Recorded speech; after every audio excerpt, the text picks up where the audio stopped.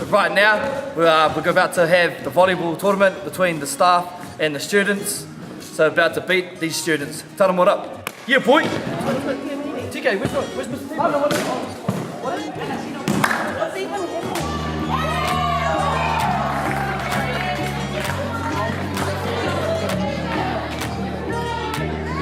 When I first saw Scotty Young and all these guys, I really seen them engaging with the young people and playing sports. We were playing rugby on the field, and they would actually come on and actually have contact with us.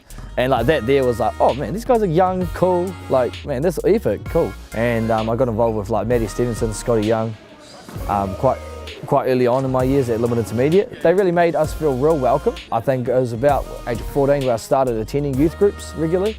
And I actually experienced my first, my first time experiencing God's presence was actually at the good old Easter camp. Felt like a complete new person. And then coming into school and just seeing all my mates and didn't want to say to them oh guys, I gave my life to God, I felt God, sort of thing. I was really ashamed, and it didn't happen until about 18 where I got excluded from school. That really hit me, and I literally had no one. So I left Christchurch for about 2 years.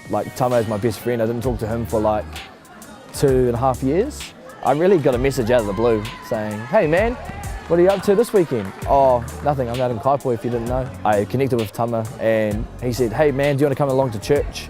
Casual, yeah, all right, come along. And then I came back, recommitted my life to God, and that's where from now on, from then to now, a lot of things have changed for me. The church has been awesome, really felt that sense of belonging in a whānau sort of way, which is really epic. I was starting to live with Tama, and he's like, hey bro, what are you up to on one youth night when Strength in Linwood was doing Linwood Youth? And I was like, oh, not much. He's like, oh, we're having a Oscars night, dress up all fancy, you can come if you want. I was like, oh, yeah, all good. So I came, I attended that, and really what I seen for what Strength in Linwood was doing, I was like, wow, is this what my childhood is, become? It's become such a positive place now. There's kids roaming around happy as, and that's all down to the hard work of the likes of Angelina and Maddie and Jess, just organising that, getting that trust started, and really seeing Tama take a leadership role. And I was like, man,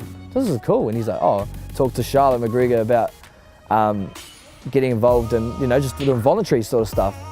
And for that there, I was like, oh, cool, yeah, I'll do that.